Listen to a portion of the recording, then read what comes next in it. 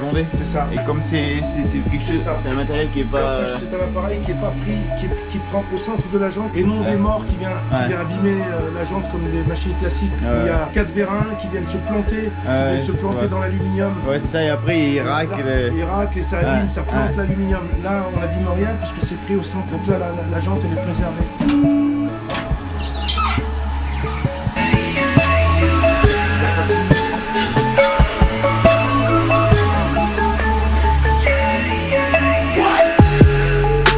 Je vais voir de quelle année il était la construction. Ah, quelle année? Ouais, c'est en semaine. Ouais, c'est ça, mais le DT je ne trouve pas. Le DT. Ah voilà, 2019. 2019, hein. Parfait. Il est tout neuf. Parce qu'il y en a un qui me vendait du DT 2016 et j'étais pas fan là. Bah, c'est bien que vous y connaissez comme ça, parce qu'il y a plein de gens qui vont sur internet et qui vont dans 1, 2, 3 pneus et ouais, c'est ça. Et... ils achètent des pneus pas trop chers. Voilà, sauf que les pneus ils ont 3-4 ans. 3-4 ans, voilà, exactement. C'est ça. Et j'ai regardé ça avant de l'acheter. En fait, j'ai économisé, pour dire vrai, hein, pas énorme, 50 €. Ça, et en fait, le synthétique vieillit mal dans le temps. Exactement. Faut bien savoir, hein, c'est plus du caoutchouc comme dans le temps où plus il vieillissait, mieux c'était. Là maintenant, c'est livré du pétrole et ça, malheureusement. Et pour moi, il devient plus dur et il est beaucoup moins efficace. Exactement. Exactement. Donc le pneu est plus neuf du tout, quoi. Donc faut bien regarder les DT et acheter des pneus les plus récents. Les plus récents possibles et pas être à 50 € près sur des pneus comme ça. On est d'accord. On est complètement d'accord. Ah, c'est tout Audi, hein. Ils ont mis Audi partout, même sur les plaquettes, on voit les suspensions. C'est tout. J'ai l'impression d'avoir une R8.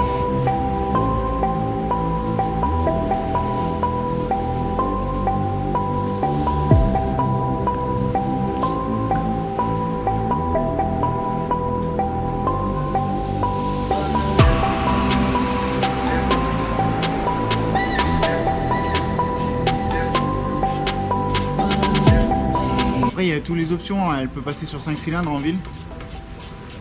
Ouais, elle passe sur 5 cylindres pour son mémoire. 5 cylindres. En place de tourner sur le V10, elle est un 5 cylindres et elle tourne sur 5. Comme ça, elle consomme moins en fait.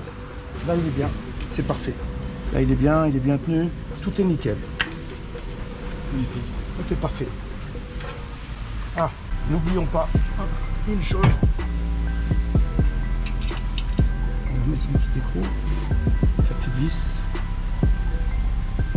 Oui, elles sont brûlées, elles sont fendues là. Ah ouais.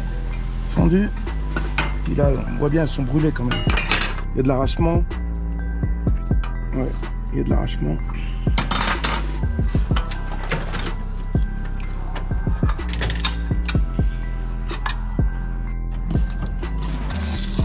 Voilà, les plaquettes neuves. Voilà, les plaquettes qu'on fait un peu de piste.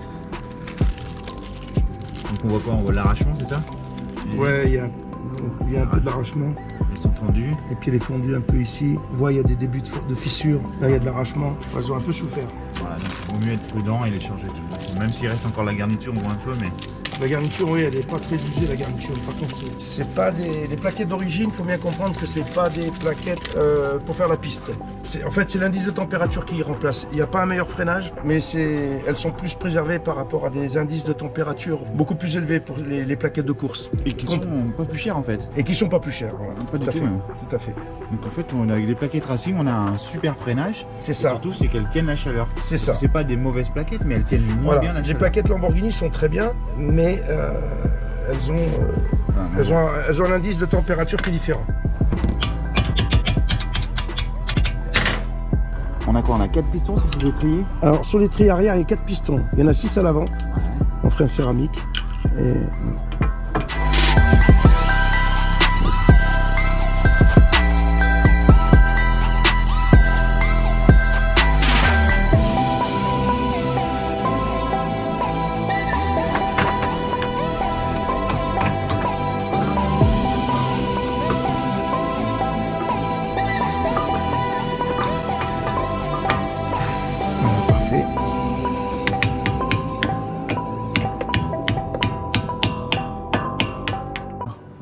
C'est plus prudent après une chauffe comme ça. Ouais.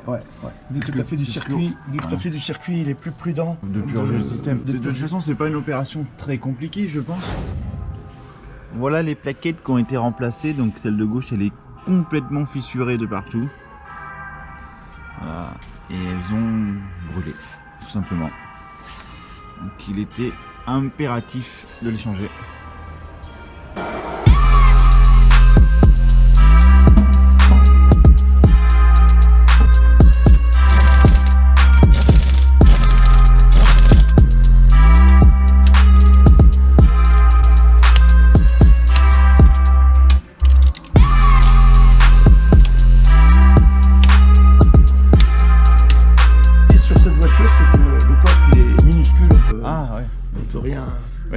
On peut rien mettre quoi. Ça c'est un peu ce qui est franchement dommage.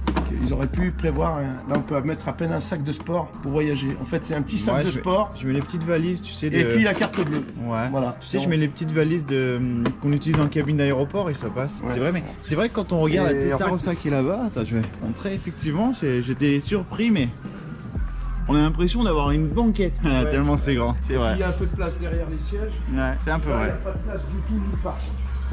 Ça c'est un peu. Il y a une voiture d'égoïste. C'est un peu une voiture. Après. Un peu dommage. Voilà les programmes que j'ai dans cette valise diagnostique. C'est l'officiel. Apparemment, Lamborghini sont même jaloux de ta valise. Donc du coup, j'ai le programme. Donc là, c'est une Huracan. Donc je vais sélectionner le menu Huracan. Donc Huracan ici. C'est une coupée LP 610 4 roues motrices.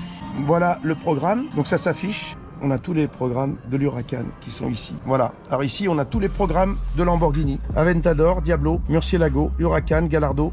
Voilà. Donc on sélectionne selon le véhicule. C'est un nouveau système pour ce qui concerne le réglage de géométrie des trains roulants, train avant, train arrière en réglage, c'est-à-dire tous les angles, non seulement le parallélisme, le carrossage, angle de chasse, enfin, tous les angles sont réglables, surtout sur ce type de véhicule. Donc c'est les tout derniers Snap-on qui se commercialisent actuellement, ce qui est au top au jour d'aujourd'hui. Alors voilà, ça c'est un moteur de Lamborghini Gallardo qui a été entièrement refait. Ils ont ajouté des chemises humides alors que d'origine il n'y en a pas. Les pistons Bosner allégés. Et là, donc là on a un problème de pression d'huile. Donc je l'ai mis en configuration comme sur la voiture.